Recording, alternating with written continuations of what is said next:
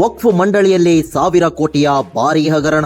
ರೊಚ್ಚಿಗೆದ್ದ ಯೋಗಿ ಆದಿತ್ಯನಾಥ್ ಸಮಾಧಿಗಳನ್ನ ಹರಾಜು ಹಾಕಿದ ಕರಾಳ ಜಾಲದ ರಹಸ್ಯ ಬಯಲು. ಸ್ನೇಹಿತರೆ, ದೇವರ ಸೇವೆಗಾಗಿ, ಧಾರ್ಮಿಕ ಕಾರ್ಯಗಳಿಗಾಗಿ ಮತ್ತು ಬಡವರ ಕಲ್ಯಾಣಕ್ಕಾಗಿ ದಾನ ಮಾಡಿದ ಆಸ್ತಿಗಳನ್ನ ಯಾರಾದರೂ ನುಂಗಿ ನೀರು ಕುಡಿಯಲು ಸಾಧ್ಯವೇ?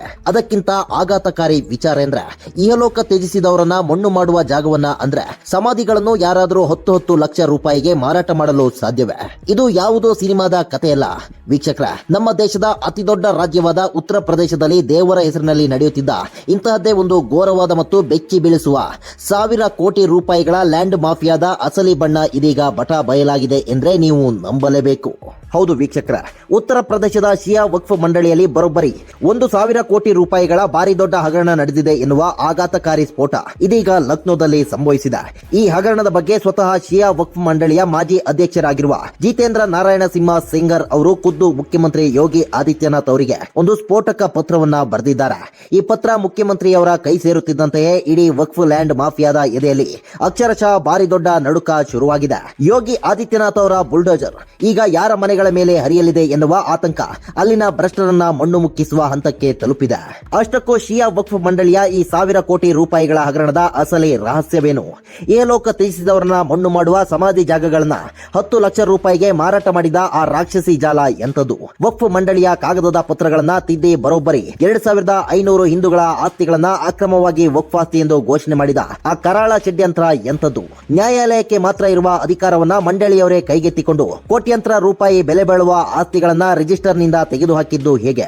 ಈ ಬಾರಿ ದೊಡ್ಡ ಹಗರಣದ ತನಿಖೆಗಾಗಿ ಸಿಬಿಐ ಮತ್ತು ವಿಶೇಷ ತನಿಖಾ ತಂಡವನ್ನ ರಚಿಸುವಂತೆ ಕೇಳಿಕೊಂಡಿರುವ ಸೆಂಗರ್ ಅವರ ಪತ್ರದ ಡೆಡ್ಲಿ ಎಚ್ಚರಿಕೆ ಎಂತದ್ದು?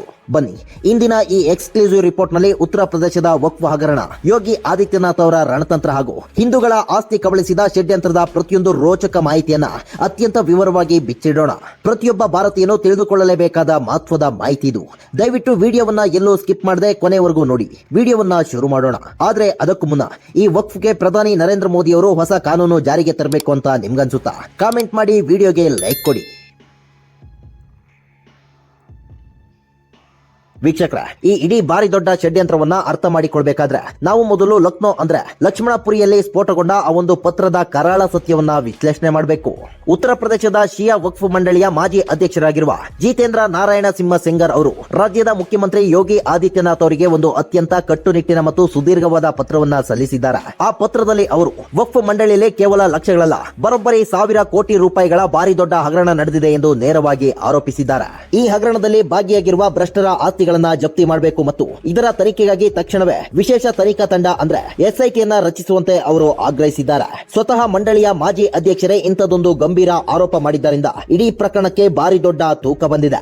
ಈ ಹಗರಣದ ಅತ್ಯಂತ ನೋವಿನ ಮತ್ತು ಬೆಚ್ಚಿ ಬೀಳಿಸುವ ವಿಚಾರ ಎಂದ್ರೆ ಅದು ಸಮಾಧಿಗಳ ಮಾರಾಟ. ವೀಕ್ಷಕರ, ಧಾರ್ಮಿಕ ನಂಬಿಕೆಗಳ ಪ್ರಕಾರ ಸಮಾಧಿ ಮಾಡುವ ಜಾಗ ಅತ್ಯಂತ ಪವಿತ್ರವಾದದ್ದು. ಆದ್ರೆ ಹಣದ ದಾಹಕ್ಕೆ ಬಿದ್ದಿದ್ದ ಭ್ರಷ್ಟರು ಹಣ ಪಡೆದು ಸಮಾಧಿಗಳನ್ನ ಮಾರಾಟ ಮಾಡುವಂತಹ ಕೀಳಮಟ್ಟಕ್ಕೆ ಇಳಿದಿದ್ದಾರೆ ಎನ್ನುವ ಆಘಾತಕಾರಿ ಆರೋಪವನ್ನ ಸೆಂಗರ್ ಅವರು ಮಾಡಿದ್ದಾರೆ. ಕೇವಲ 1-2 ಸಾವಿರವಲ್ಲ, ಸಮಾಧಿಗಳಿಗಾಗಿ ಬರೋಬ್ಬರಿ 10 ಲಕ್ಷ ರೂಪಾಯಿವರೆಗೆ ಹಣವನ್ನ ವಸೂಲಿ ಮಾಡಲಾಗಿದೆ ಎನ್ನುವ ಕಟು ಸತ್ಯ ಆ ಪತ್ರದಲ್ಲಿ ಉಲ್ಲೇಖವಾಗಿದೆ. ಇಹಲೋಕ ತ್ಯಜಿಸಿದವರ ಹೆಸರಿನಲ್ಲಿಯೂ ಲ್ಯಾಂಡ್ ಮಾಫಿಯಾ ಮತ್ತು ಕಪ್ಪು ಹಣದ ದಂಧೆ ನಡೆದಿರುವುದು ಇಡೀ ವ್ಯವಸ್ಥೆಯೇ ಎಷ್ಟೊಂದು ಕೊಳೆತು ಹೋಗಿದೆ ಎನ್ನುವುದಕ್ಕೆ ಹಿಡಿದ ಭಾರಿ ದೊಡ್ಡ ಕನ್ನಡಿಯಾಗಿದೆ.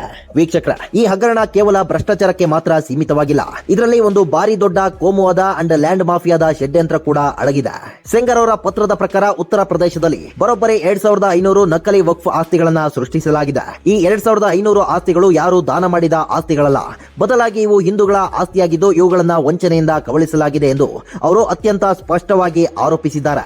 ರೈತರ ಜಮೀನುಗಳು, ಸಾಮಾನ್ಯ ಜನರ ಮನೆಗಳು ಮತ್ತು ಖಾಲಿ ನಿವೇಶನಗಳನ್ನು ಕೇವಲ ಕಾಗದದ ಮೇಲೆ ನಕಲಿ ದಾಖಲೆಗಳನ್ನ ಸೃಷ್ಟಿಸಿ ಇದು ವಕ್ಫ್ ಆಸ್ತಿ ಎಂದು ಘೋಷಣೆ ಮಾಡಿಕೊಳ್ಳಲಾಗಿದೆ. ಇದು 1995ರ ವಕ್ಫ್ ಕಾಯ್ದೆಯ ಅತಿದೊಡ್ಡ ದುರ್ಬಳಕೆಯಾಗಿದ್ದು ಹಿಂದೂಗಳ ಆಸ್ತಿಯನ್ನ ಕಬಳಿಸುವ ಬೃಹತ್ ಜಾಲವಾಗಿ ಕೆಲಸ ಮಾಡಿದೆ.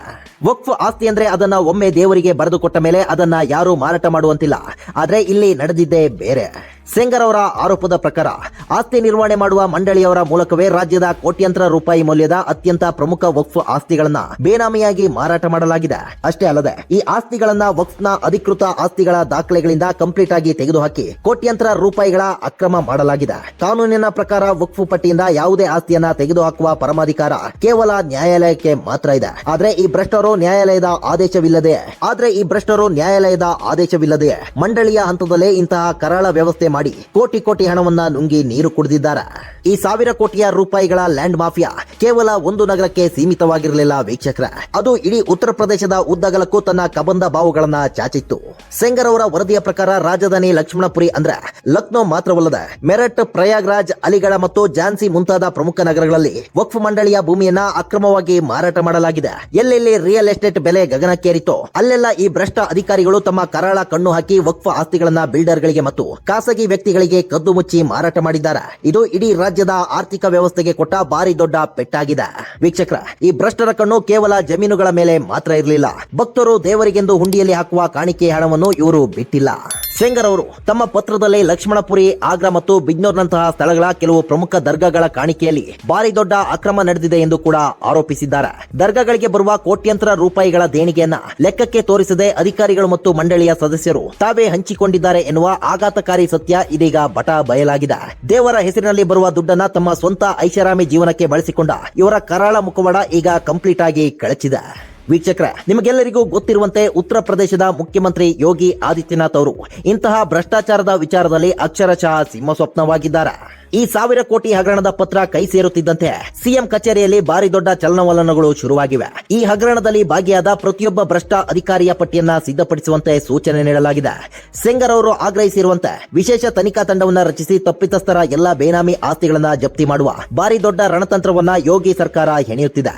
ಯಾರು ಬಡವರ ಆಸ್ತಿಗಳನ್ನ ಕಸಿದುಕೊಂಡು ತಿಂದು ತೇಗಿದ್ದಾರೋ ಅವರ ಮನೆಗಳ ಮೇಲೆ ಯೋಗಿಯವರ ಬುಲ್ಡೋಜರ್ ಹರಿಯುವ ಕಾಲ ಅಕ್ಷರಶಃ ಸನ್ನಿಹಿತವಾಗಿದೆ ಎಂದ್ರೆ ಖಂಡಿತ ಹೌದು.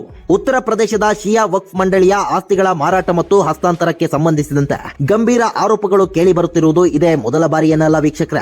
ಇದಕ್ಕೂ ಒಂದು ಭಾರಿ ದೊಡ್ಡ ಇತಿಹಾಸವಿದೆ. 2019ರಲ್ಲಿ ಉತ್ತರ ಪ್ರದೇಶ ಸರ್ಕಾರವು ಶಿಯಾ ಮತ್ತು ಸುನ್ನಿ ಸೆಂಟ್ರಲ್ ವಕ್ಫ್ ಮಂಡಳಿಗಳ ಆಸ್ತಿಗಳಲ್ಲಿನ ಅಕ್ರಮಗಳ ಕುರಿತು ಸಿಬಿಐ ತನಿಖೆಗೆ ಶಿಫಾರಸು ಮಾಡಿತ್ತು. ಆನಂತರ 2020ರಲ್ಲಿ ಸಿಬಿಐ 2 ಪ್ರಮುಖ ಪ್ರಕರಣಗಳನ್ನ ದಾಖಲಿಸಿಕೊಂಡು ತನಿಖೆ ಶುರು ಮಾಡಿತ್ತು.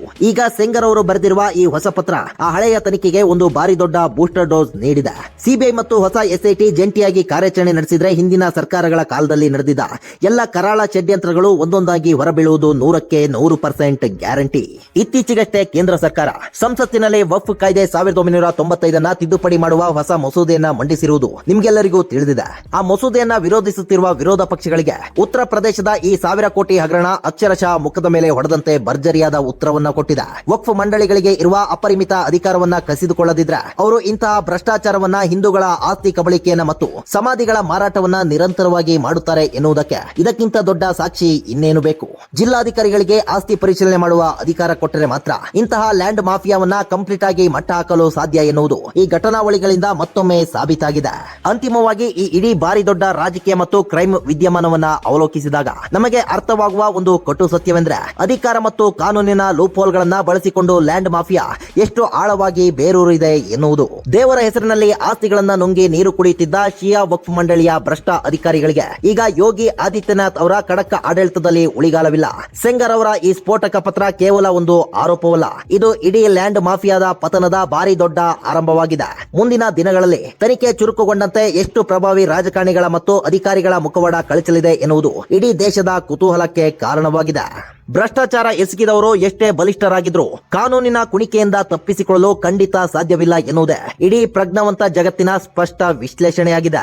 ಉತ್ತರ ಪ್ರದೇಶದ ವಕ್ಫ್ ಮಂಡಳಿಯ 1000 ಕೋಟಿ ಹಗರಣ, ಸಮಾಧಿಗಳ ಮಾರಾಟ ಮತ್ತು ಯೋಗಿ ಆದಿತ್ಯನಾಥ್ ಅವರ ರಣತಂತ್ರದ ಈ ವಾಸ್ತವ ಚಿತ್ರಣವನ್ನ ಎಲ್ಲರಿಗೂ ತಲುಪುವ ಹಾಗೆ ಈ ವಿಡಿಯೋವನ್ನ ನಿಮ್ಮ ವಾಟ್ಸ್ಆಪ್, ಫೇಸ್ಬುಕ್ ಗ್ರೂಪ್ಗಳಲ್ಲಿ ಮರೆಯದೆ ಶೇರ್ ಮಾಡಿ. ಇದೇ ರೀತಿಯ ನಿಷ್ಪಕ್ಷಪಾತ, ತ್ವರಿತ ಮತ್ತು ಅತ್ಯಂತ ಡೀಟೇಲ್ಡ್ ವಿಡಿಯೋಗಾಗಿ ನಿಮ್ಮ ನೆಚ್ಚಿನ ಫಸ್ಟ್ ಟ್ಯೂಬ್ ಯೂಟ್ಯೂಬ್ ಚಾನಲ್ ಅನ್ನ ಸಬ್ಸ್ಕ್ರೈಬ್ ಮಾಡಿಕೊಂಡು ಪಕ್ಕದಲ್ಲಿರುವ ಬೆಲ್ ಐಕನ್ ಅನ್ನ ಪ್ರೆಸ್ ಮಾಡಿ. ಇದರಿಂದ ನಾವು ಹಾಕುವ ಹೊಸ ವಿಡಿಯೋಗಳ ನೋಟಿಫಿಕೇಶನ್ ಮೊದಲು ನಿಮಗೆ ತಲುಪುತ್ತೆ. ಮತ್ತೊಂದು ಕುತೂಹಲಕಾರಿ ವಿಡಿಯೋದೊಂದಿಗೆ ನಿಮ್ಮನ್ನ ಭೇಟಿಯಾಗ್ತೀವಿ. ಅಲ್ಲಿಯವರೆಗೂ ಎಚ್ಚರದಿಂದಿರಿ. ದೇಶ ವಿದೇಶದ ಆಗುಹೋಗುಗಳನ್ನ ಗಮನಿಸ್ತಿರಿ. ಇದಾಗಿತ್ತು ಈ ಕ್ಷಣದ ವಿಶೇಷ. ನೋಡ್ತಾ ಇರಿ ಫಸ್ಟ್ ಟ್ಯೂಬ್ ಕನ್ನಡ. ಧನ್ಯವಾದ.